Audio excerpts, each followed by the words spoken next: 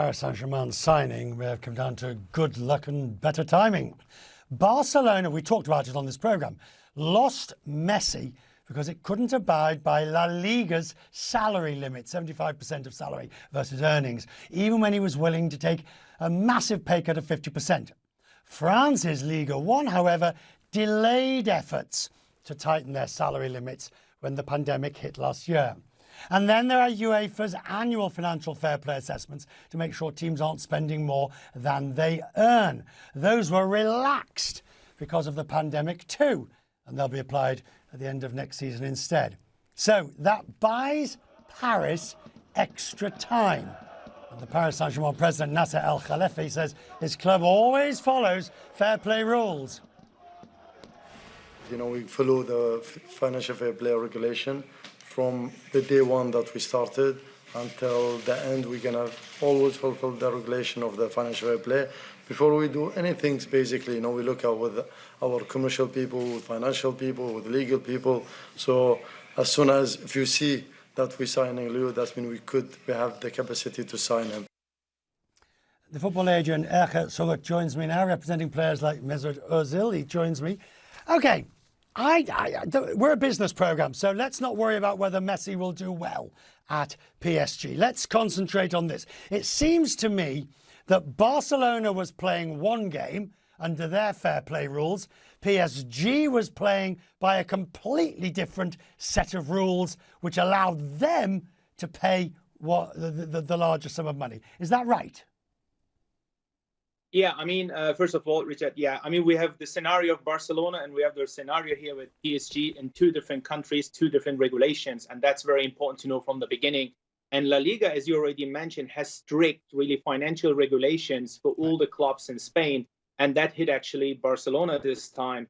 And it kind of produces for every club, it kind of combines both the transfer spending and the wage bill. It's kind of a cap for every club, literally. And they were hit by this thing for the first time, and the wage bill exceeded, as you already mentioned previously, like 70% of turnover. You can't have more than that, and Barcelona had 110. Without Messi, it's still 95. So if France's Liga 1 had not delayed their financial rules because of the pandemic, would PSG still have been able to get Messi, do you think? I mean, it's a very interesting question. I mean, the thing here which plays is timing, and you mentioned is timing is crucial, and timing, it couldn't be better timing for PSG to sign a player like Lionel Messi. There are different factors. First of all, Lionel Messi is coming on a free transfer. A lot of people talk about it's a transfer between clubs. No, it isn't. A transfer is a business transaction between two clubs where the player is still under contract.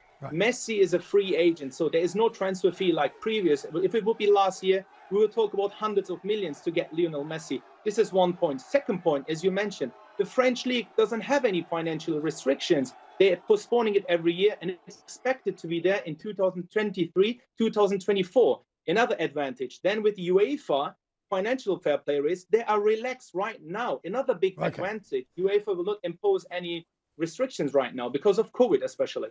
So here's the one for an agent like yourself.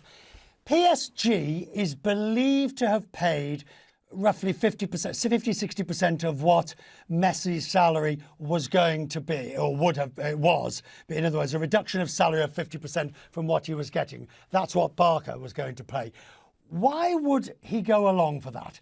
Why would he not insist on a higher... I mean, he was only going to take less money at Barcelona to help them meet the rules. He doesn't have to do that for PSG.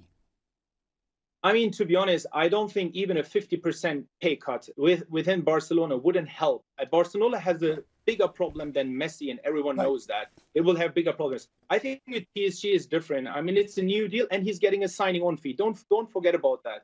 We have a player who's getting a salary, which is around 50 million gross.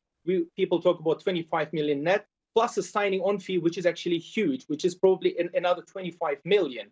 So it's a lot of money still, like for 1 year of football. And he's getting a 2 years plus another option year. So still is a lot of money. Give me your honest opinion.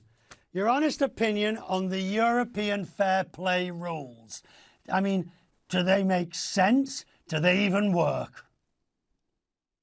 Very good question as well. I mean, we've seen in the past that by these regulations, more smaller clubs and medium-sized clubs got hit. Bigger clubs have huge revenues, especially commercial revenues. They can always create revenues which smaller clubs can't. And we have seen it in the past that big clubs always use this another income stream, which help them to go over financial fair play regulations. In my personal opinion, it doesn't make sense. So if it applies, it needs to apply for everyone in the same way, and it doesn't. And on the other side, legally, it's not clear if it's actually legally correct within the European law. And I think like that's why UEFA realized it, and they want to change it now. They're announced towards the end of this year we will have new regulations. Erkut, you're just the man we needed to talk to on this story to put it into the business context. I'm very grateful for you. Thank you, sir.